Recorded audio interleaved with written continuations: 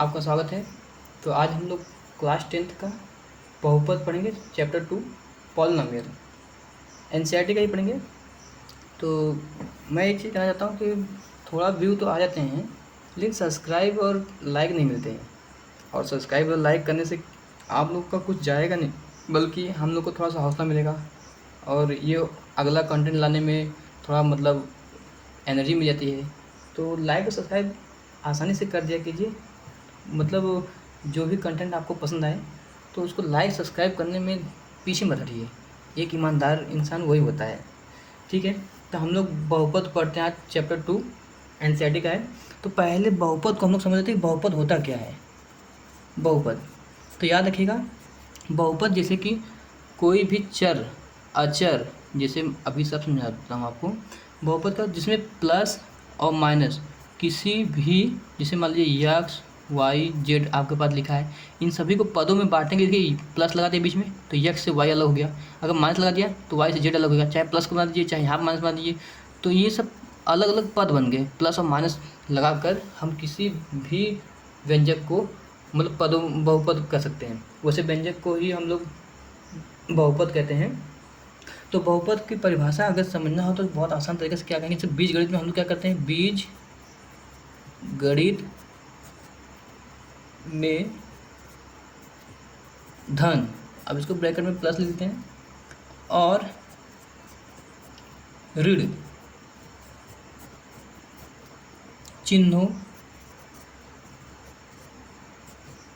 से संबंध कई पदों के व्यंजक को बहुपद कहते हैं।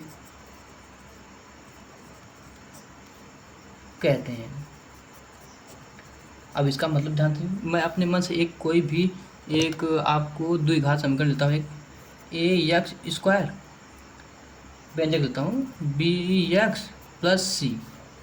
देखिए यहाँ से, यहाँ पे एक्स क्या है, चर है, यहाँ पे एक्स क्या चर, लेकिन यहाँ पे ए क्या है, आपका वास्तविक संख्याएं हैं। बस हमने इसका मान लिखा, बस इसको दर्शाया है कि ए बी सी कोई भी वास्तविक संख्या है, हो सकती है, तो इनको हम लोग क्या कहते हैं, वास्तविक संख्या है।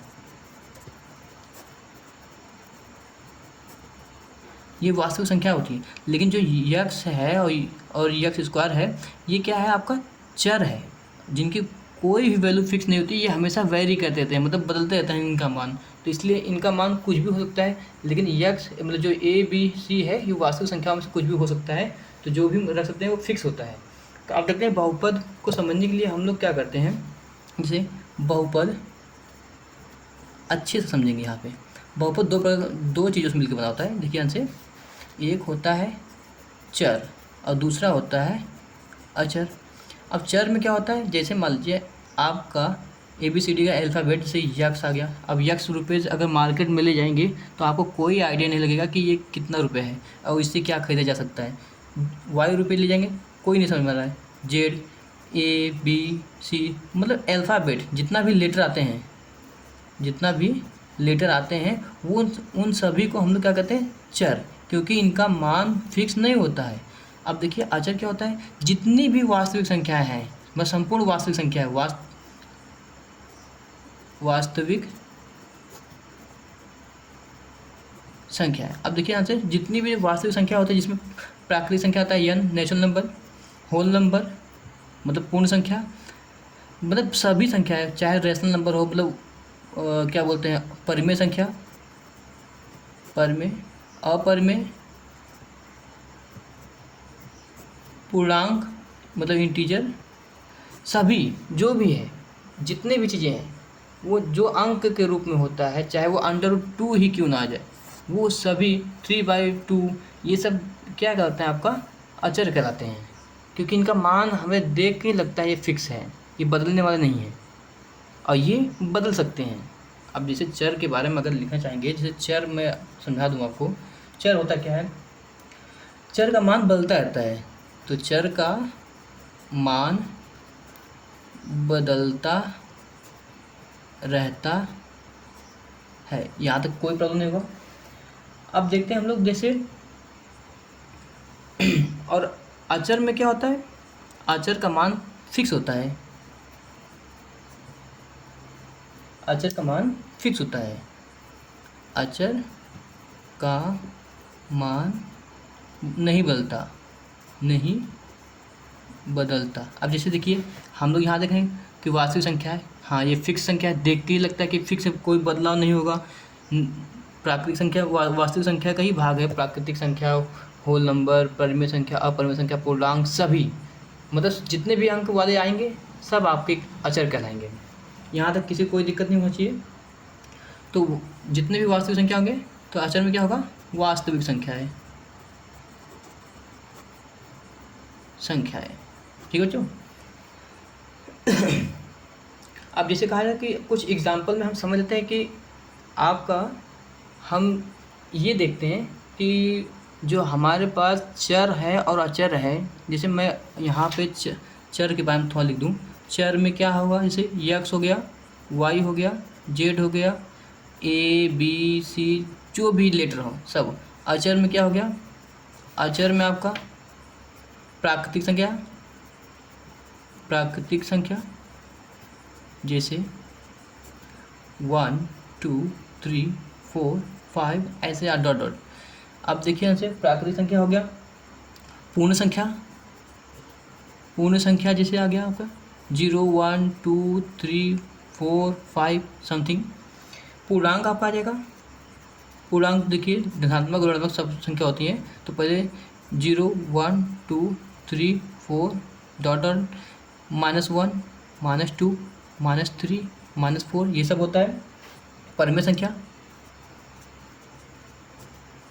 परिमेय संख्या तो आप जानते हैं p/q के रूप में होता है, जहाँ q नॉट इक्वल 0 मतलब 2/3 हो सकता है, 5/4 हो सकता है, कुछ भी मतलब बटे के रूप में जो होगा वो आपको क्या कहलाएगा, परिमेय संख्या।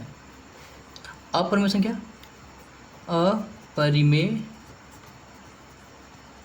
संख्या। अब ये क्या होता है, √2 जितने भी अभाज्य संख्या होता है उसके करनी को क्या कहते हैं हम लोग, अपरिमेय संख्या।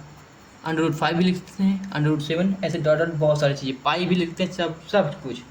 तो एग्जाम्पल हम लोग देखते हैं कि कैसे हम लोग बहुपद बनाते हैं। कुछ बहुपद बना के देखते हैं हम लोग। जैसे एग्जाम्पल दे दिया मैंने, पहला एग्जाम्पल देता हूँ। जैसे अब इनमें से कोई भी संख्या ले लीजिए, मैं ये 2 ले लेता हूँ, चलिए 2 ले लिया मैंने। जब 2 ले रहा हूँ मैं, 2 ले लिया। अब यहाँ पे क्या लें, चर में से a ले लेते हैं, 2a² हो गया। फिर क्या लेते हैं, √3 ले लें, देखिए यहाँ पे √3 इसको ले लेते हैं प्लस करके। अब वो चाहे तो क्या ले लें, हम लोग मन में जो भी आ रहा है, जो भी मेरे दिमाग में आ रहा है मैं सब कुछ ले रहा हूँ। फिर a फिर ले रहे हैं, चलिए फिर क्या ले लें, 4 ले लें, चलिए 4 ले लेते हैं। देखिए ये आपका क्या हो गया, बहुपद हो गया। अभी बहुपद पहचानने का तरीका भी बताएंगे, लेकिन पहले यहाँ समझ लीजिए कि हम लोग बना रहे हैं इन्हीं सब चीज़ों से मिलाकर। दूसरा देखते हैं, जैसे मन फिर कर दिया 2, फिर x ले लिया, पावर 5 ले लिया, पावर में 5 ले लिया, फिर 4x(y³ ले लिया प्लस 6x² ले लिया, ये भी आपका बहुपद है। तीसरा एग्जाम्पल लेते हैं, 4y3 plus y3 plus yz। देखिए ऐसे 4 मैंने यहाँ से ले लिया, किसमें, अचर में से, y हमने यहाँ से लिया चर में से, अब पावर भी इसी में से ले लिया। अभी सब समझा देते हैं आपको। यहाँ पे y फिर ले लिया, फिर पावर वही ले लिया, फिर yz लिख दिया। मतलब चर और अचर को ही हम लोग मिलाकर क्या कर रहे हैं, बहुपद बना रहे हैं। और बहुपदों को अलग करने का मतलब पदों में बांटने के लिए जो व्यंजक है उसको पदों में बांटने के लिए हम लोग किसका इस्तेमाल करते हैं, ऋण और धन का इस्तेमाल करते हैं। ठीक है, तो चौथा जो पॉइंट आपको मैं चौथा एग्जाम्पल दे दूँ। एग्जाम्पल खूब सारा देने का मन करता है, जब तक समझ नहीं आए तब तक आगे पीछे लगे रहिए। 3x ले दिया, चलिए x माइनस पावर 4 ले दिया।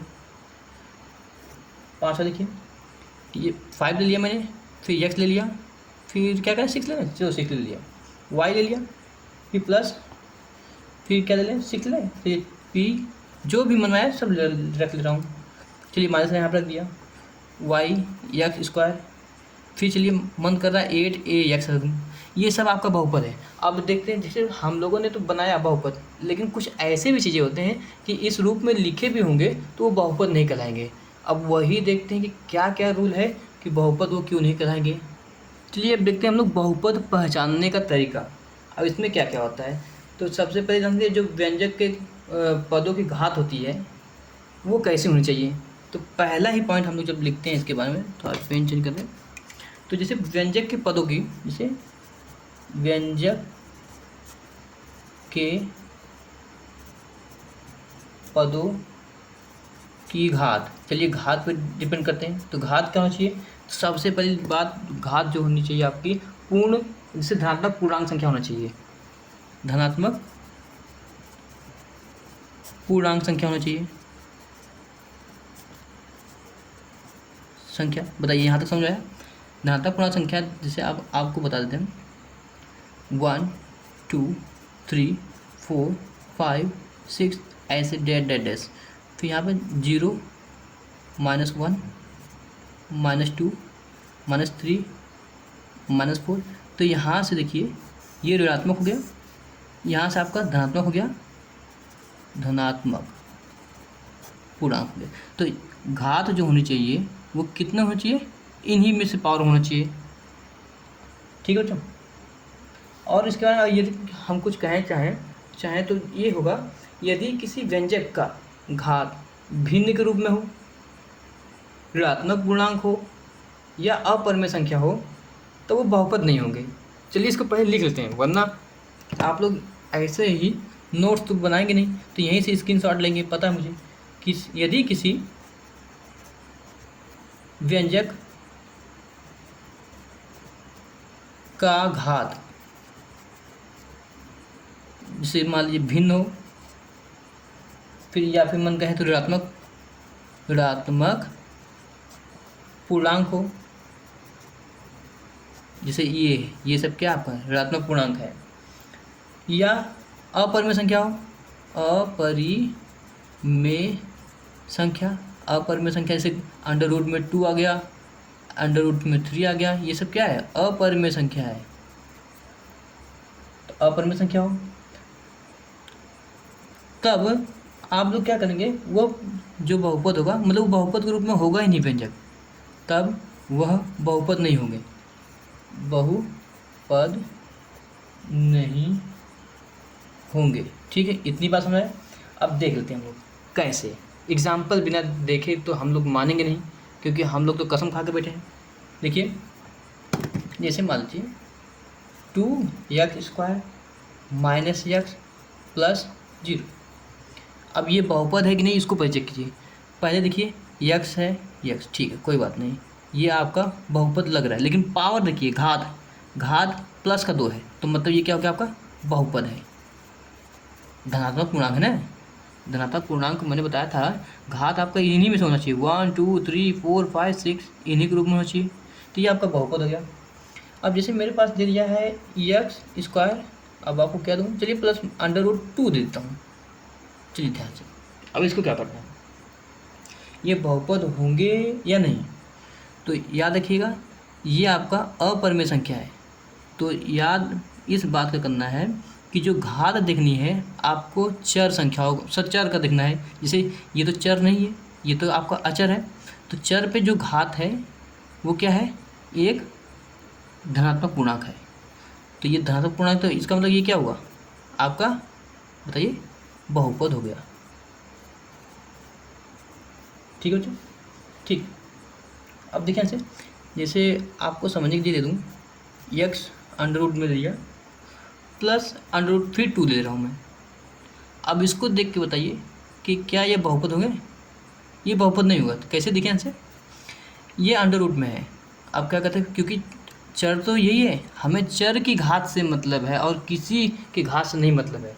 चर की जो घात होगी उससे मतलब है, बाकी किसी से रिश्ता नहीं। ये तो आपका अचर है, अचर √ में हो या कुछ हो उससे नहीं फर्क पड़ता, लेकिन अगर यही घात के रूप में अगर x के होता, ये जो अचर है अचर है, तब ये क्या होता, बहुपद नहीं होता। लेकिन यहाँ देखिए आपके जो √ का मान है अगर उसको पावर में बदले तो क्या होगा, 1/2 होगा प्लस √2। अब देखिए x की पावर में क्या हो गया, भिन्न हो गया। तो हमें भिन्न भी नहीं चाहिए था ना, हम लोगों ने क्या लिखा था, भिन्न के रूप में नहीं होना चाहिए, ऋणात्मक पूर्णांक संख्या नहीं होनी चाहिए, अपरिमेय संख्या नहीं होनी चाहिए। ठीक है बच्चों। तो ये क्या हो गया, बहुपद नहीं है, बहुपद नहीं है। ठीक है, उसी तरह कुछ और एग्जांपल ले लें। 4 प्लस एक्स माइनस 2, क्या ये बहुपद होंगे? तो हमारा आंसर होगा नहीं, क्योंकि यहाँ पे जो घात है, जो हमारा चर है, उसके घात में क्या है, ऋणात्मक पूर्णांक है। तो क्या हो जाएगा, ये बहुपद नहीं है।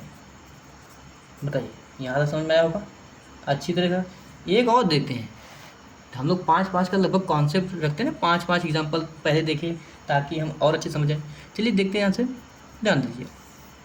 अगर बटे के नीचे आता है, मान लीजिए आपका हर के रूप में अचर आ गया, तब वो भी आपका बहुपद नहीं होगा। इसको देखिए, 2x + 3। देखिए यहाँ से, अब इसमें क्या रूल है कि यदि हर में आपका कोई चर आ गया तो वो पूरी व्यंजन जो होगा, व्यंजक, वो बहुपद नहीं कहलाएगा। इसका रीज़न ये है कि यदि इन सभी को ऊपर ले जाया जाए, सभी को ऊपर, ऊपर क्या मतलब, सिर्फ इतना याद रखिएगा कि अगर यह हर के रूप में है, कोई भी चर, जैसे चर हर के रूप में आ गया, देखिए यहाँ पे चर है, बटे के रूप में आ गया, हर के रूप में, ये भी चर है बटे के रूप में, चाहे एक चर हो, एक भी चर अगर बटे के रूप में आ गया तो आपको वो क्या होगा, बहुपद नहीं होगा, बहुपद नहीं। ठीक है, यहाँ तक समझाया। अब हम लोग थोड़ा सा डिटेल में और थोड़ा आगे बढ़ते हैं, क्योंकि हमें आज पर्सनालिटी 2.1 ख़त्म करना है, तो वो बहुत छोटा है, लेकिन उससे पहले बहुत सारे कॉन्सेप्ट है, जो बहुत से लोग कॉन्सेप्ट नहीं पढ़ते, तो उनका तो जहन्नुम का रास्ता है, क्या बोलते हैं वो, तय है, क्योंकि आगे तो कुछ करेंगे नहीं, अच्छे से पढ़ेंगे नहीं, हमेशा शॉर्टकट के तरीके में, ट्रिक से पढ़ने के तरीका में वो लोग हमेशा रहते हैं, उनका कुछ होने वाला नहीं है। देखिए, पढ़ाई जो है, जो जितना मेहनत करता है वो उतना ही आगे जाता है। देखिए, कुछ बच्चे ऐसे होते हैं जो बचपन से ही बहुत तेज़ होते हैं, उनको कम मेहनत करने पर भी मैथ का सवाल बहुत तेज आता है, क्योंकि उनको नेचुरल है। लेकिन जो लोग एक बार में नहीं समझ में आता, वो क्या करें, वो मेहनत करें। अब जिसको प्राकृतिक रूप से तेज बनाया गया है, या प्रकृति ने उनको अच्छे से दिमाग खूबे दिया है, और जिनके पास थोड़ा कम नॉलेज होता है नहीं समझने का, तो उनको मेहनत करना चाहिए, ताकि उसके बराबर आ सके तेज वाले स्टूडेंट के। तो मेहनत कभी भी मतलब नुकसान नहीं जाएगा आपका, हमेशा आपको फ़ायदा देगा। मैं हमेशा यही कहूँगा कि पढ़ाई का कोई शॉर्टकट तरीका नहीं है। आप लंबी वीडियो या चाहे जो भी वीडियो देखिए, बस आपको कॉन्सेप्ट क्लियर होना चाहिए, यही इम्पॉर्टेंट है। पढ़ाई इस तरह से नहीं होती कि आप कुछ भी कर लो, शॉर्टकट तरीका कर लो, ये इतने ट्रिक से पढ़ लेंगे, ये शॉर्टकट से आंसर निकालेंगे, तो वो सिर्फ आपके पास तो हो जाएंगे उस क्लास का, लेकिन आगे के क्लास का क्या होगा, पूरी की पूरी पढ़ाई नुकसान हो जाती है। उस पढ़ाई को के लिए आप लोग हमेशा नॉलेज को इकट्ठा कीजिए, ताकि अगला क्लास में आप अच्छा परफॉर्म कर सकें। चलिए, आपकी बाकी जो ज़िंदगी है, अब हम लोग बात करते हैं बहुपदों की घात। बहुपदों का घात, ठीक है। अब बहुपदों की घात क्या होता है, देखिए यहाँ से सबसे इजी तरीका, जो बहुपद में चर होते हैं उनका अधिकतम घात। देखिए, बहुपदों में चर जानते हैं, एक्स वाई जेड जो भी होता है, का अधिकतम घात, अधिकतम घात कितना, अधिकतम घात बहुपद कहलाता है, अधिकतम घात को ही ने कहलाता है। ठीक, अब देख सकते हैं हम लोग एग्जाम्पल, क्योंकि 5 एग्जाम्पल तो हम लोग पक्का देखेंगे, बिना 5 एग्जाम्पल किए हम लोग तो आगे बढ़ेंगे नहीं, कसम खा के बैठे। देखिए यहाँ से 3x² + x + 5, अब इसकी घात कितनी है, तो चर देखिए x है, इसकी घात 1 है, यहाँ पे भी x है, तो इस मतलब ये भी चर है ना, तो चर की जो चाहे जो भी चर रहा है, बस चर की मैक्सिमम घात, सबसे बड़ी घात ये रख रहा है, तो इसकी घात कितनी जाएगी, घात 2। बताइए, दूसरा एग्जाम्पल देखें हम लोग, बिना एग्जाम्पल का कुछ नहीं होने वाला। 5x³ plus 2x plus 8। यहाँ पे देखिए x चर है, यहाँ पे भी x चर है, सबसे बड़ी घात कौन सा है, इस वाले का है, तो क्या होगा आपका घात 3। ऐसे और एग्जांपल देखिए 4y⁴ प्लस 3x² ले लिया प्लस 8, क्या होगा देखिए ध्यान से, ये भी चर है ये भी चर है, लेकिन मैक्सिमम घात क्या है, अधिकतम घात क्या है, हमें नहीं पता ये x ये y है, बस चर है तो चर है बस। अब घात में सबसे बड़ी कौन सा है, ये है, तो घात हो जाएगा आपका 4। बताइए यहाँ तो कोई दिक्कत। अब एक और देते हैं, जैसे मान लीजिए 8x plus power 5 plus 5x ले लिया प्लस 12 ले लिया। अब इसकी घात कितना हो गया, देखिए अधिकतम घात क्या है 5 है, वो देखने में लगता है घात 5। बताइए ये चौथा हो गया। पाँचवा अपने मन फिर से ले लेते हैं, जैसे अपने मन से आप लोग ट्राई कर सकते हैं। मैं चाहता हूँ 6z² ले लिया प्लस 2z ले लिया प्लस 3y³ ले लिया। चलिए मान लीजिए इतना ले लिया मैंने। अब क्या करते हैं, मैक्सिमम घात देखिए ये भी चर है ये भी चर है, मैक्सिमम घात कितना है 3। हमें ये नहीं पता पड़ता कि ये वो जेड है तो ये वाई है, तो ये अलग बात होगा, नहीं चर है तो बस चर बस, बाकी ठोक दीजिए। घात कितना हुआ 3, बहुत आसान। अब थोड़ा सा खेल शुरू होता है, थोड़ा और नॉलेज ले लेते हैं। बहुपदों का वर्गीकरण,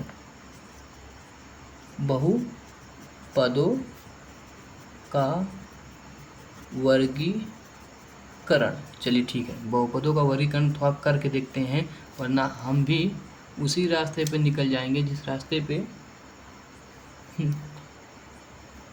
ठीक है ध्यान दीजिए। अब इसका बहुपदों का वर्गीकरण क्या करते हैं, जैसे कि अब एक बहुपद है कि दो बहुपद है, 3 बहुपद, 4 बहुपद, ऐसे बहुत सारे होते हैं। तो शुरुआत में क्या होगा, शून्य बहुपद, शून्य बहुपद। अब इसका क्या होगा, इसको बोलते हैं जीरो पॉलिनोमियल। ठीक, अब इसका क्या खेल है, जरा इसको देख लेते हैं, ध्यान दीजिएगा। जो बहुपद, जैसे आपका ये बहुपद है, ठीक है, इस बहुपद को एक चीज़ और दर्शाते हैं, जैसे अब ये पूरा आपका बहुपद है तो इसको px के रूप में दर्शाते हैं। अगर x बीच में है तो x, z है तो z, मतलब इस पूरे समीकरण को हम लोग pz के बराबर रख सकते हैं, इसको px के बराबर रख सकते हैं, इसको भी py के बराबर रख सकते हैं, मतलब जो बड़ी घात है उसको मैं मान रहा हूँ। यहाँ पे क्या देखते हैं px के बराबर रख सकते हैं, मतलब ये एक तरफ से आपका पॉलिनोमियल है, p फॉर पॉलिनोमियल, और किसकी वैल्यू x के लिए हम लोग वैल्यू मान रहे हैं, तो px मतलब जो भी व्यंजक आपका है px के बराबर आप लोग मानते आते हैं, और वो होता भी है, क्योंकि शून्य के निकालते हैं तो px के बराबर रखना पड़ता है। तो मतलब जब भी px का मान, मतलब कोई भी बहुपद हो उसका शून्य आ जाए, पूरा बहुपद में वह मान जिससे पूरा बहुपद शून्य हो जाए, उसे क्या कहते हैं, शून्य बहुपद। दूसरा क्या आता है आपका, रैखिक बहुपद। रैखिक बहुपद, थोड़ा इसको समझते हैं। रैखिक बहुपद को समझने के लिए क्या करते हैं हम लोग, इसको इंग्लिश में बोलते हैं लीनियर, मैं थोड़ा थोड़ा कभी कभी दिमाग करता है, लीनियर पॉलिनोमियल। ठीक है बच्चों, लीनियर पॉलिनोमियल क्या होता है, एक घात वाली बहुपद। जैसे देखिए, जैसे यहाँ पे अभी तक कोई भी मैंने ऐसा बहुपद नहीं लिखा जिसकी एक घात हो, यहाँ पे देखिए 2 घात है, तो मतलब मैक्सिमम कितने होनी चाहिए, अधिकतम घात 1 होनी चाहिए, बस उसी को मैं लिख रहा हूँ, एक घात वाली बहुपद, बहुपद को रैखिक बहुपद कहते हैं, बहुपद कहते हैं। ये तो आसान था। अब एग्जाम्पल देखिए, बिना एग्जाम्पल लिए हम लोग कुछ नहीं मानने वाले। देखिए से, जैसे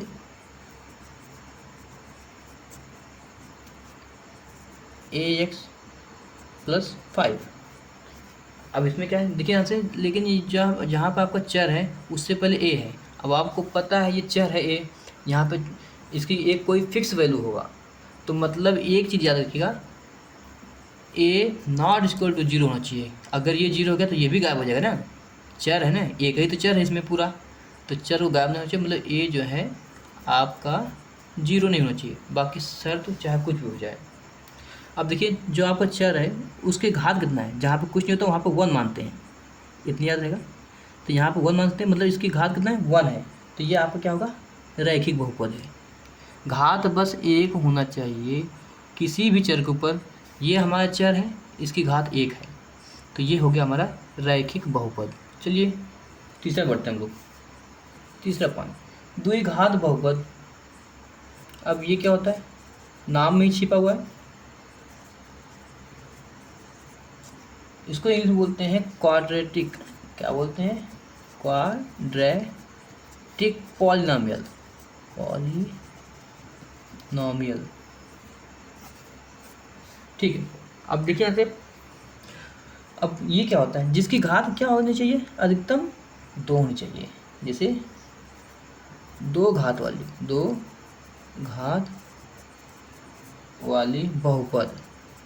बहुपदों को द्विघात कहते हैं, द्विघात बहुपद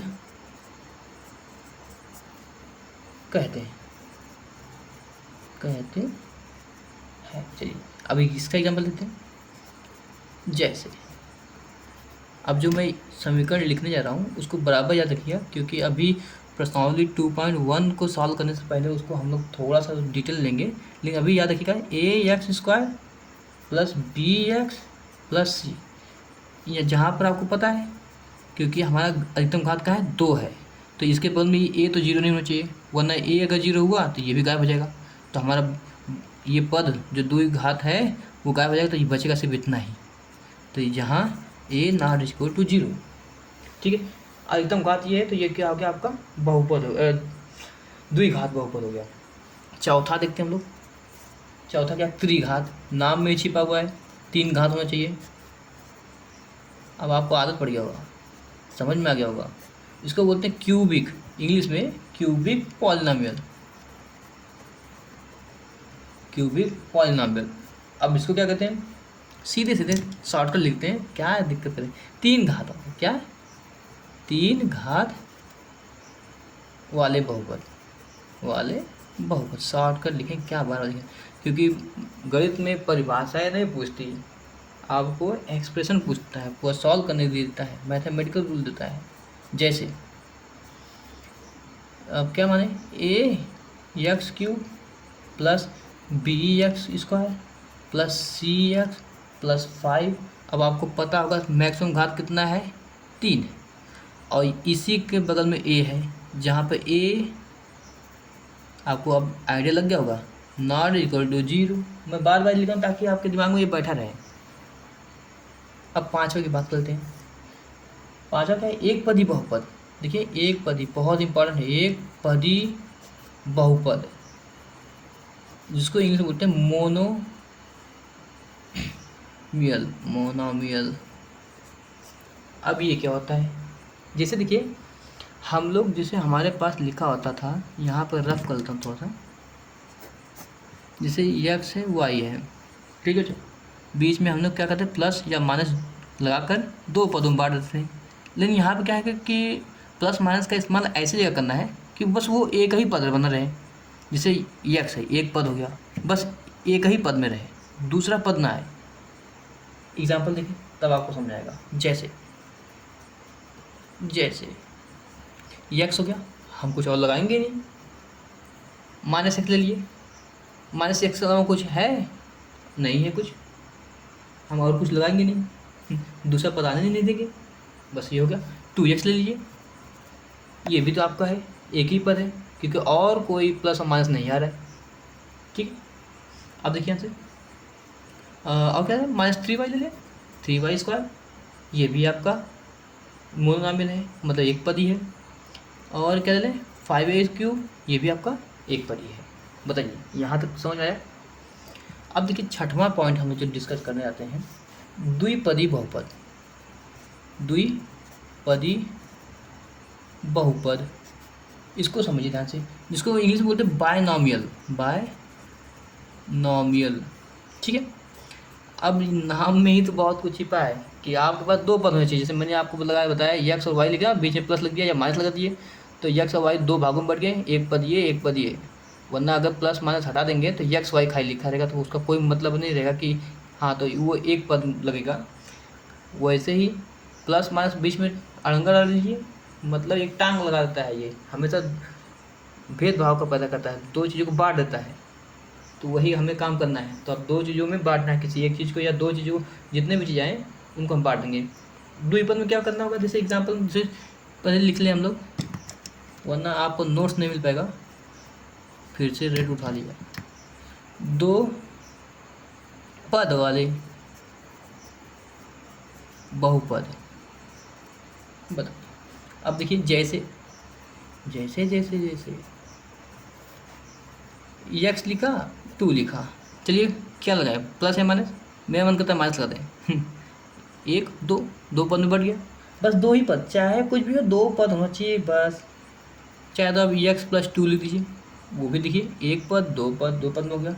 दो, याद रखिएगा पद कभी भी ये चर और अचर पर डिपेंड नहीं करता, चाहे चर हो, हाँ चर है तो अचर जब जोड़ेंगे तो उनका कोई जोड़ योग नहीं होता, बस वैसे के वैसे रहता है, क्योंकि ये अलग चीज़ है ये अलग है। अब कितना जोड़ेंगे, यक्स कितना है, अगर ये पता होता तब ना, ये मतलब 10 होता तो 12 होता, तो एक पद में चेंज होता है, लेकिन यक्स कोई फिक्स वैल्यू है ही नहीं, तो कैसे मालूम पड़ेगा कि दो जोड़ेंगे तो कितना हो जाएगा। अब जैसे मान लीजिए 2x² -5 कर दिया, एक पद दो पद हो गया, बताइए 2y², फिर -4 कर दीजिए, एक पद दो ही पद। एक और एग्जांपल ले लीजिए 5a³ अब को करते हैं प्लस लगाते हैं 7, ये देखिए दो पद है, बताइए कितना आसान है। चलिए सातवां देखते हैं हम लोग, त्रिपदी, त्रिपदी बहुपद, बहुपद। अब इसको देख लेते हैं, एकदम मस्त का देखेंगे, ट्राइनॉमियल बोलते हैं इसको, ट्राइनॉमियल। ठीक है, अब इसका नाम ही सब कुछ ही पाए, तीन पद वाले होने चाहिए, तीन पद वाले, कितना है, तीन पद, पद वाले लिखते हैं, पदों वाले बहुपद, तीन पदों वाले बहुपद। अब क्या होता है, एग्जाम्पल देखते हैं हम लोग, जैसे मान लिया ई एक्स, देखिए ई एक्स हुआ एग्जाम्पल। मैं एग्जाम्पल लिख रहा हूँ, उसको आपको बताना ना, सिर्फ देखिए जैसे ई एक्स एग्जाम्पल होता है, शॉर्टकट में ईजी लिख दी, वो भी एग्जाम्पल होता है। अब देखिए ई एक्स स्क्वायर ले लिया मैंने, अब क्या होगा, प्लस या माइनस, आगे का अगर पद लेना है तो प्लस या माइनस लगाना पड़ेगा, तो प्लस लगा दिया मैंने, तभी तो कुछ जुड़ेगा। ये 2x हो गया, फिर +5 कर दिया। एक चीज़ ध्यान दीजिएगा, कभी भी ऐसा मत लिखिएगा x² +5 +6, ये तो आपके अचर हैं, दोनों जुड़ के क्या हो जाएंगे 11, तो दो पद हो जाएंगे। तो ये क्या है आपका, ऐसा लीजिएगा जो जुड़ ना सके या घट ना सके, चालाकी में रहिएगा। यहाँ क्या होगा, एक और एग्जाम्पल ले लें, 2x³ है, अब प्लस x² ले लिया, -5 ले लिया। एक और एग्जाम्पल देखते हैं, 4x³ हो गया, ठीक, -4x² -8x। बताइए एक पद दो पद तीन पद, यहाँ तक तो किसी को समझने में दिक्कत नहीं होनी चाहिए। चलिए अब थोड़ा सा अपना लेवल बढ़ाते हैं। अगला जो आता है आपका बहुपद का शून्यक लिखते हैं, बहुपद का शून्यक, ठीक है, जीरोज, जीरोज ऑफ पॉलिनोमियल। ठीक है बच्चों, अब देखिए शून्य क्या होता है, जैसे कोई आपके पास बहुपद दे दिया गया है, जैसे यही आपके पास मान लीजिए बहुपद दिया हुआ है और इसमें चर की बात कर रहा है, मतलब चर का वह मान, इसमें कौन सा मान रखे चर का कि ये पूरा फंक्शन जो आपका है शून्य हो जाए। नहीं समझे तो आज लिख लेते हैं, तब आप समझेंगे। देखिए एग्जाम्पल वगैरह दिए तो नहीं समझाएंगे। देखिए जैसे मान लीजिए किसी बहुपद के चर के सभी मान जो बहुपद को शून्य तुल्य कर दे, शून्य तुल्य कर दे, वह मान शून्य कहलाता है।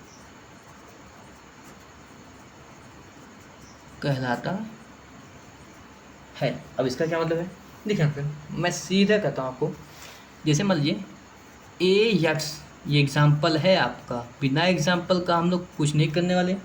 ए एक्स प्लस बी, ठीक। अब हमारे पास ये व्यंजक है, मतलब बहुपद है, हमारा चर क्या है, यक्स है। अब इस यक्स की जगह पे ऐसा कौन सा मान रखें कि ये पूरा जो फंक्शन है जीरो हो जाए। तो देखिए यहाँ से, अगर यक्स का मान हम लोग -b/a कर दें, देखिए तो ये पूरा फंक्शन जीरो हो जाएगा। नहीं समझ में आया, देखिए यहाँ से a है, यक्स का मान क्या कर दिया, गुणे में b/a, फिर प्लस b, a से a कैंसिल, बचा -b को प्लस b में करेंगे तो क्या आएगा, जीरो। बताइए यहाँ तक समझ में आया।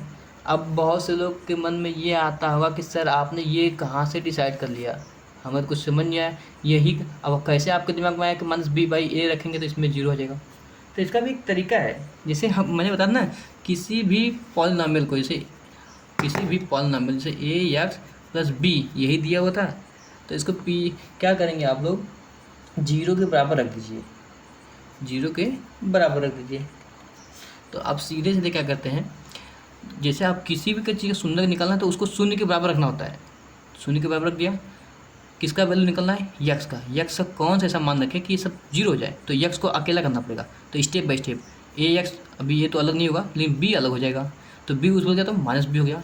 अब ए इसमें क्या है, गुणा में है, उस बोल गया तो भाग में हो जाएगा, तो मतलब क्या होगा, -b/a हो गया। बताइए अब यक्स का मान निकला, यही है -b/a। तो इसी तरीके से निकालते हैं हम लोग किसी भी समीकरण का शून्य। अब एक चीज़ याद रखिएगा, यहाँ जो चर है उसकी घात कितनी, एक है, एक है, तो मतलब उसके कितने शून्य होंगे, केवल एक ही होगा, इससे ज़्यादा नहीं होगा। अगर इसकी घात 2 होती तो इसके 2 शून्य होता है, इसकी घात 3 होता तो इसके 3 शून्य होते। अब इसके अलावा कोई भी ऐसा मान नहीं है जो -b/a के अलावा यक्स का कोई ऐसा मान नहीं है कि यहाँ पे रख दिया जाए तो ये पूरा फंक्शन जीरो हो जाए, है ही नहीं, क्योंकि इसकी घात एक है। घात से मालूम पड़ता है कि उसके कितने शून्य निकलेंगे। अभी आपने देखा कि कैसे बहुपद का आप शून्य निकालते हैं। अगर घात एक है चर का तो एक शून्य होता है, तो आप शून्य निकालने के लिए क्या करते हैं, जो आपका बहुपद दिया है उसको जीरो के बराबर रख दीजिए और उसका पाठांतर करते हुए उसको काटिए पीटिए वैल्यू रखिए तो आपका आ जाता है। ठीक, तो अभी क्या बात करते हैं, बहुपद के शून्यकों का ज्यामितीय अर्थ। जैसे ज्यामिति का अर्थ जानते हैं आप लोग, जैसे मैं आपको सुनाना चाहूँ, ये ग्राफ होता है, ये y होता है, ये x होता है, यहाँ पे प्लस प्लस होते हैं सब, यहाँ माइनस माइनस होते हैं, यहाँ प्लस प्लस, ये माइनस माइनस, बीच में जीरो होता है। ठीक, मतलब अब आपको जो आपका बहुपद दिया रहेगा उसका ग्राफ बनाना होगा और इस ग्राफ पे आपको बताना होगा कि कितने शून्य होगा ग्राफ को देख के।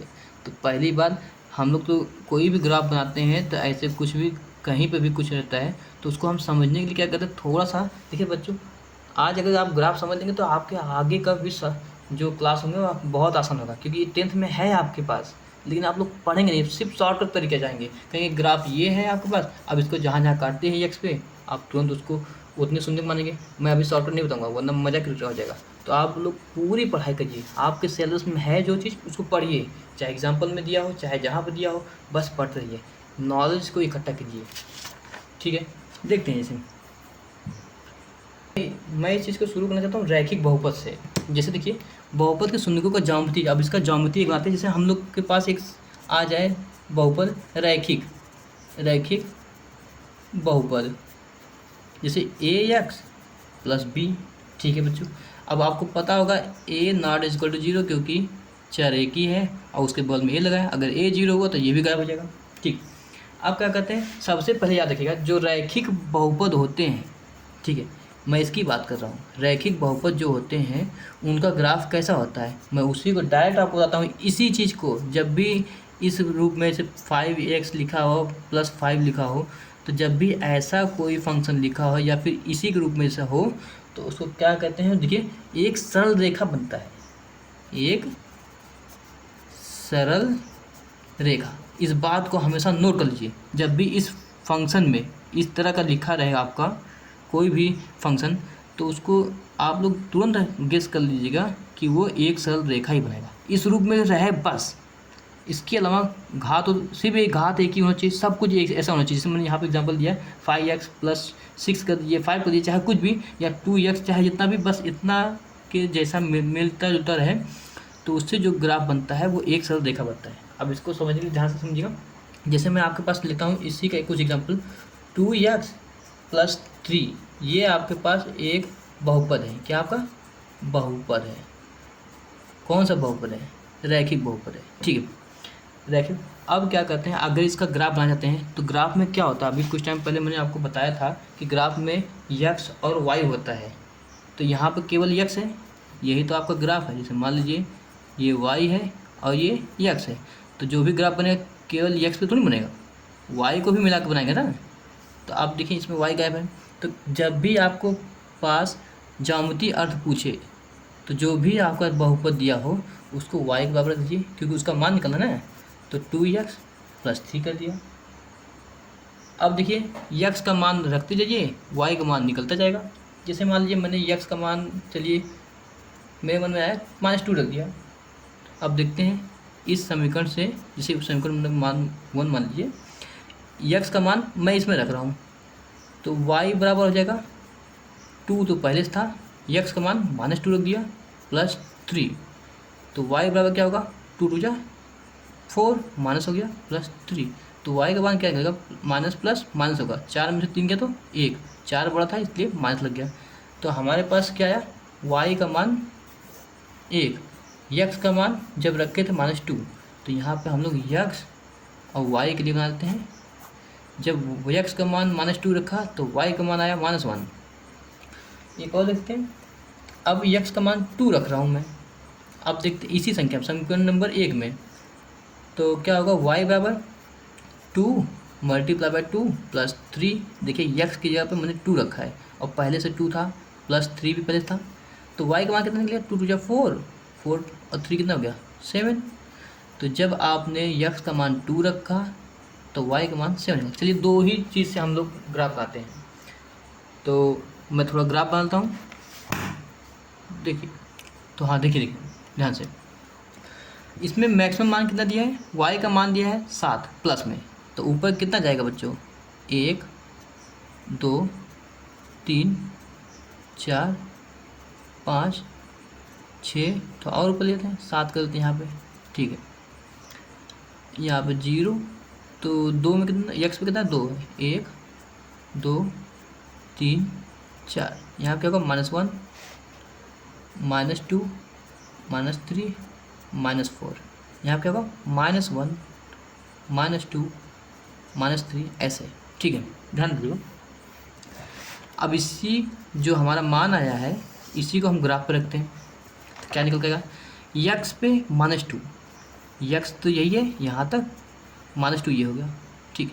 -2 मतलब -2 पे कितनी सीढ़ी ऊपर जाना है, y पे -1 मतलब नीचे जाना है, माइनस का मतलब नीचे, तो ये यहाँ पर x -x पे -2 मतलब जो x है -2 पे से नीचे एक कदम आइए, -1 पे आएंगे यहाँ पे, तो ये क्या होगा आपका, दोनों मैच कर रहे हैं यहाँ पे। और दूसरा क्या है, x पे 2 कितना ऊपर जाना है सीढ़ी पे, 7। अब जाइए इसे 7 ऊपर, 2 पे गए, दरवाजा नंबर 2 पे, सीढ़ी नंबर 7। अब देखिए यहाँ से जो भी दो लाइन हमारे पास बनी है उसको हम लोग स्ट्रेट लाइन से जोड़ देंगे। थोड़ा टेढ़ा आ जाए, ठीक है। देखिए यहाँ से ये क्या था आपका, -2 -1 पे था, ये कितना था 2, 7, ठीक है।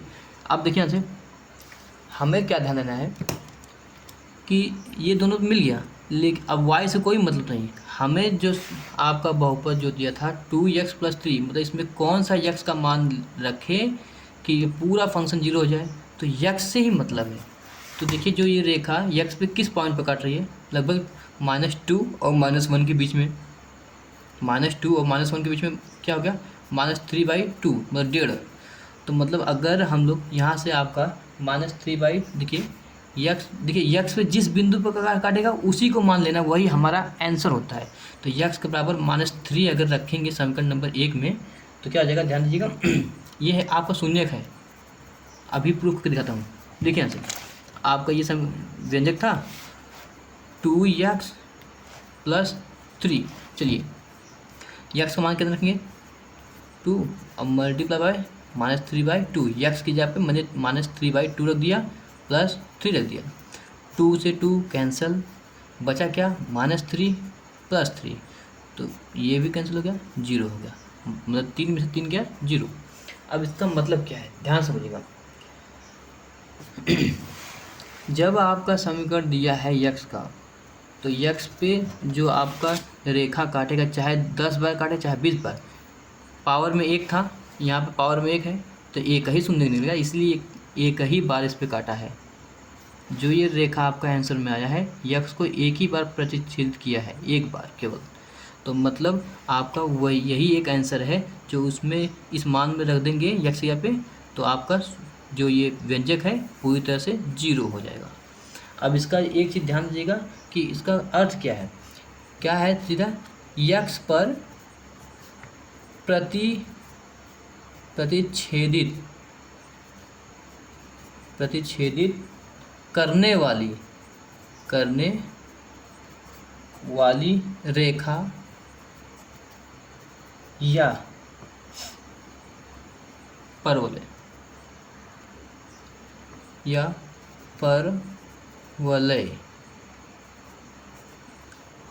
परवलय का मतलब ये है, जैसे ये आपका ग्राफ है, अगर परवलय ये आ गया, ऐसे हो सकता है कि आपका जो आंसर है इस तरह घूम के जाए, तो मतलब यहाँ पे प्रतिच्छेदित कर रहा है, यहाँ पे प्रतिच्छेदित कर रहा है, तो मतलब परवलय, अगर परवलय आता है जितनी बार प्रतिच्छेदित करे, जितनी बार यक्स को प्रतिच्छेदित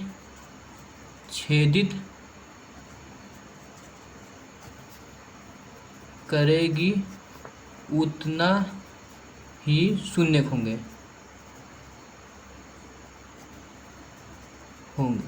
बताइए यहाँ तक समझ आया। उसी प्रकार हम लोग क्या करते हैं, एक द्विघात समीकरण लेते हैं। जैसे मान लीजिए आपके पास एक द्विघात समीकरण दिया है, तो आपको ग्राफ द्वारा बताना है कि इसके कितने शून्य होंगे। x² -3x -4। अब देखिए इसकी घात मैक्सिमम कितनी, 2 है, तो मतलब इसके कितने शून्य होंगे, 2 ही शून्य आएंगे। ये तो हमें देख के मालूम पड़ता है, लेकिन ग्राफ द्वारा अगर आपको सिद्ध करना होगा कि ग्राफ देख के बताइए या ग्राफ बना के बताइए कि इसमें कितने शून्य होंगे, तो आप तो बुरे फंस जाओगे। तो सबसे पहले क्या करते हैं, जो आपके पास समीकरण दिया है, जो आपका समीकरण दिया है उसको, क्योंकि ग्राफ में तो यक्स और वाई होते हैं ना, तो इसमें वाई गायब है ना, तो जो समीकरण दिया, जो मतलब व्यंजक दिया है, बहुपद दिया है, उसको वाई बराबर रखेंगे। तो वाई बराबर x² -3x -4 हो गया। बताइए यहाँ तो कोई दिक्कत नहीं। अब क्या करते हैं, यक्स का मान अलग अलग रखते जाइए और वाई का मान निकलते जाएगा। तो उससे पहले मैं एक चीज़ बताना चाहता हूँ, जो लगभग इंटर में, बीएससी में या इंजीनियरिंग में बहुत ज़्यादा इस्तेमाल किया जाता है, वो है आपका कि ये जो आपका द्विघात समीकरण है वो एक्चुअल में है क्या। सबसे पहली बात है, ax² + bx + c, इसी का तो रूप है। यहाँ पे a का मान कितना है, 1 है, इसलिए 1 गायब है। x² है, फिर b का मान क्या है, -3 है, तो यहाँ -3 है, x तो वही सेम है, और c का मान क्या है, -4 है। तो मतलब ये जो समीकरण है इसी को तो रैखिक समीकरण कहते हैं, द्विघात समीकरण। अब बात ये आता है द्विघात समीकरण, इसका तात्पर्य क्या होता है। अगर ग्राफ की बात आएगी, आपके सामने कोई भी बताएगा कि इस समीकरण का ग्राफ बनाइए, तो दिमाग में आपको पहले से आना चाहिए कि इसका जो ग्राफ बनता है वो होता कैसे है। जैसे रैखिक समीकरण का स्ट्रेट लाइन होता है, इसका कैसा होगा, तो इसका जो बनता है याद रखिएगा। तो यहाँ पे आपको पता है a जो है 0 से बड़ा ही रहेगा या फिर 0 से छोटा रहे, लेकिन 0 ना रहे, मतलब a ≠ 0। ये आपको पता है क्योंकि इसका घात क्या है, 2 है, ये 0 नहीं होना चाहिए। अगर ये 0 हो गया तो ये भी 0 हो जाएगा, ये गायब हो जाएगा, तो फंक्शन सिर्फ इतना बचेगा। तो हमें उस सिचुएशन को सब से काम करना है। तो देखिए जो आपका इस ऐसे समीकरण का जो, या ऐसे व्यंजक का, क्षमा कीजिएगा व्यंजक है, जब बहुपद का जब आए तो आपका जो ग्राफ बनता है वो तो ये तो यू शेप में बनेगा या फिर उल्टा यू शेप में बनेगा, जिसको हम लोग परवलय बोलते हैं। परवलय इंग्लिश में बोलते हैं पैराबोला। ये आपको पता होना चाहिए बच्चों, इसमें कोई दो राय नहीं होनी चाहिए कि आप बस बहुपद देखिए और पहले से ही डिसाइड कर लीजिए, आपको पता हो गया कि आपका ग्राफ क्या बनेगा, ये इसी शेप में बनेगा। अब चलिए ये सब छोड़िए, पहले हम लोग सॉल्व करते हैं जो आपका ये दिया है वाई बराबर, तो उसी को ले रहे हैं वाई बराबर x square plus 3x minus 4। ठीक है, तो अब क्या होगा, x का मान अलग अलग रूप से रखते जाइए, y का मान निकलते जाएगा। अब x का मान यहाँ 0 रखा तो यहाँ ये भी 0, तो y बराबर क्या हो जाएगा -4। सॉल्व करेंगे खुद निकल जाएगा। देखिए ये भी 0 हो गया, x का मान 0, ये भी 0, 0 गुणा 3 में 0 हो गया, तो बचा क्या -4। इसलिए x का मान जब 0 होगा तो y का मान -4 होगा। उसी तरह अगर x का मान 1 रख दिया जाए तो y का मान क्या होगा, यहाँ देखिए x का मान 1 स्क्वायर 3 और x का मान 1 तो -4, तो ये क्या होगा, 1 प्लस 3 बन जाए 3 -4, तो ये क्या हो जाएगा 0 हो जाएगा, क्योंकि ये 4 ये भी हो गया, 4 में से 4 गया 0, तो y का मान क्या होगा 0। तो जब x का मान 1 होगा तो y का मान 0 होगा। इसी तरह मैंने बहुत सारा सॉल्व करके पहले से ही रखा है, तो उसी चीज़ को मैं आपके सामने डायरेक्ट बना दूँगा, क्योंकि आप पूरा सॉल्व करके दिखाने में मतलब वीडियो बहुत ज़्यादा लंबा हो जाएगा।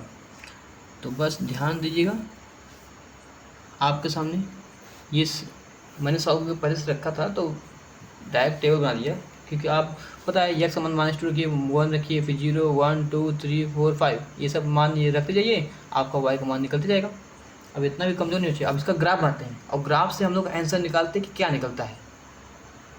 तो देखिए ये y हो गया, ये x हो गया, ये y डैश हो गया, ये x डैश हो गया, बीच में क्या होगा o। ठीक है, अब आपको ध्यान देना कि y का कितना मान तक मैक्सिमम ले जाए, तो देखिए मैक्सिमम कितना है 6 है, तो यहाँ पे कहते हैं 1 2 3, थोड़ा दूसरे पेन से यूज करें, 4 5 6, तो माइनस में कितना है -6 मैक्सिमम है, -1 -2 -3 -4 -6 -5 -6।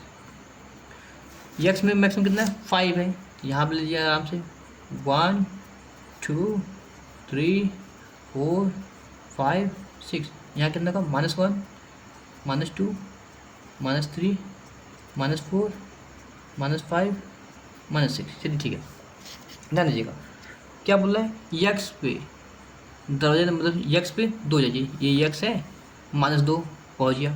अब कितने 6 सीढ़ी ऊपर जाइए y पे, मतलब ये प्लस में है ना तो ऊपर जाना पड़ेगा, तो ये 6 सीढ़ी ऊपर 2 दरवाजा नंबर 2 पे माइनस वाले पे जाइए यहाँ पे, तो ये आपका निकल गया ये ऐसे। ठीक, अब x पे -1 x पे -1 ये हो गया।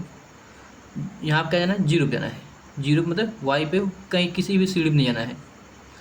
अब x के 0 पे ये हो गया, कितना नीचे जाना है 4, यहाँ पे आपका 4 पे आ जाएगा। देखिए 0 पे यहाँ पे देखिए 0 है x का, तो ये x का 0 हो गया, उसके पे कितना नीचे जाना है -4 पे जाना है, ये हो गया -4।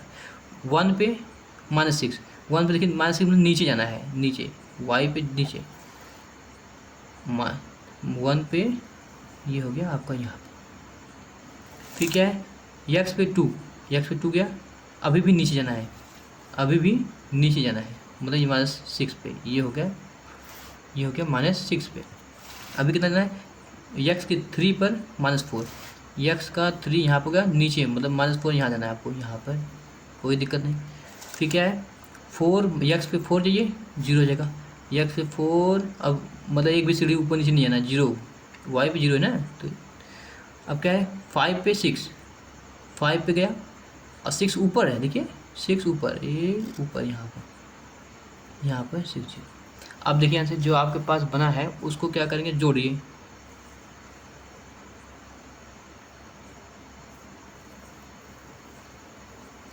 देखिए पैराबोला बना। ठीक, देखिए वाई को आप हटा दीजिए, बस यक्स से मतलब रखिए, जो भी रखना है यक्स से रिश्तेदारी रखिए, बाकी सब भूल जाइए, क्योंकि आपको सुनने के क्या करना है। तो यक्स वाला लाइन ये है, अब देखिए ये जो पैराबोला आपका बना है परवलयाकार, ये यक्स पे कहाँ कहाँ बिंदु काटता है, देखिए -1 पे कट रहा है, तो ये हो गया -1 पर, और यक्स पे और कहाँ कट रहा है, +4 पर।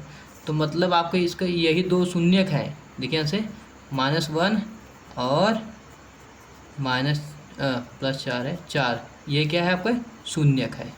और दो शून्यक ही क्यों आएंगे, क्योंकि जो आपका बहुपद वो दिया था उसकी घात कितनी है अधिकतम, x⁻², इसीलिए इसके दो शून्य होंगे। ठीक है बच्चों, तो ये तो आपका आसान था।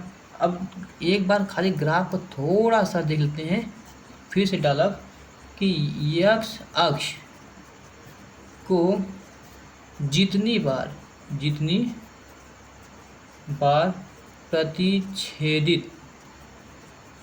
प्रतिच्छेदित करेगा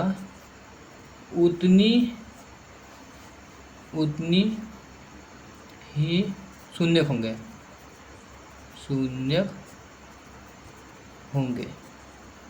बताइए, यहाँ से समझाए।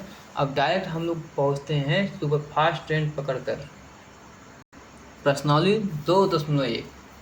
सुपरफास्ट ट्रेंड पकड़े ना, प्रश्नावली 2.1 पे पहुँच गए हम लोग। ठीक है, ध्यान दीजिए क्या कहता है, किसी बहुपद px, आप समझते हैं आप लोग, के लिए y बराबर px का ग्राफ नीचे आकृति में दिया गया है। ठीक है, प्रत्येक स्थिति में px के शून्य को किस संख्या ज्ञात कीजिए। ठीक है भैया, उसको देख लेते हैं। ये y हो गया, ये x हो गया। अब देखते हैं x पे कितनी बिंदु काटा है ग्राफ ने। देखिए x पे कहीं नहीं कटा, y पे भले कटे, उससे नहीं मतलब है। तो इसके शून्य कितने होंगे आपको, शून्यक 0 होंगे, एक भी नहीं है, क्योंकि x तो एकदम खाली है, कोई नहीं काटा है। इस पे देखिए y है, x पे देखिए कितना कटा, एक बिंदु कटा, तो शून्य कितने होंगे इसके, शून्यक 1 होगा। बहुत दीजिए, x पे जितनी कटान बिंदु आएंगे वो उतने ही शून्य होंगे। यही तो आपको करना है, इसमें और कुछ नहीं है। तीसरा प्रश्न देखिए, x पे देखिए कटान बिंदु 1 काटा, आगे 2 बार काटा, आगे बढ़िए 3 बार काटा, तो कितने होंगे शून्यक, शून्यक होंगे 3। अब देखिए x पे कितनी बार कटा है, 1 बार काटा, 2 बार काटा, और आगे कहीं नहीं है, तो शून्यक कितने हुए, शून्यक 2 हो गए, है ना आसान। अब देखिए इस पे x पे कितनी बार कटा, 1, आगे बढ़िए 2 बार कटा, 3, 4, तो शून्यक कितने हो गए बच्चों, शून्यक 4 हो गए। अब देखिए यहाँ पे 1 बार काटा, 2 बार काटा, 3 बार काटा, तो शून्यक कितने होंगे, शून्यक होंगे आपके 3। बताइए यहाँ से। देखिए बच्चों, अगर आप लोग लाइक सब्सक्राइब करते हो ना, तो मतलब मज़ा आ जाएगा, अच्छा लगेगा मुझे, और आगे के जो वीडियो का और अच्छे से मन करेगा कि हाँ और अच्छे से बनाए। तो सर लाइक सब्सक्राइब करने में कुछ जाता नहीं है, आपको घर पर कोई खर्चा नहीं जाएगा, बस एक सपोर्टिंग ज़रूरत होती है किसी भी, जब आप किसी से नॉलेज ले रहे हैं तो एक तरह से गुरु मान कर ही आप लोग सपोर्ट कर दीजिए, थोड़ा अच्छा लगेगा, बस अच्छे के लिए करना चाहते हैं। वैसे भी यूट्यूब पे मैं पहली बार आ रहा हूँ, ऐसा नहीं है कि इससे पहले यूट्यूब पे मैं कोई चैनल चलाता था, अभी नया हूँ, सीखा हूँ, तो थोड़ा मनोरंजन के लिए आता हूँ। लेकिन व्यू तो आते हैं पर लाइक और सब्सक्राइब नहीं करते हैं। और पढ़ाई तो हमेशा करते रहिए। अभी CBSE बोर्ड का, IIT JEE का, नीट का सारा वीडियो मैं बोर्ड पे तो नहीं पढ़ाऊँगा, क्योंकि बोर्ड पे एनर्जी लॉस होता है, और प्लस टाइम, जितना कॉपी पे मैं बता सकता हूँ उतना बोर्ड पे नहीं बता सकता। मुझे कॉपी कंफर्टेबल लगता है। ठीक है बच्चों, कॉपी पे बताएंगे आराम से, सब आप समझ जाएंगे, और बहुत सारा बता दूंगा। बोर्ड पे उतना नहीं बता पाऊँगा उतने कम समय में। ठीक है बच्चों, चलते हैं, बाय बाय।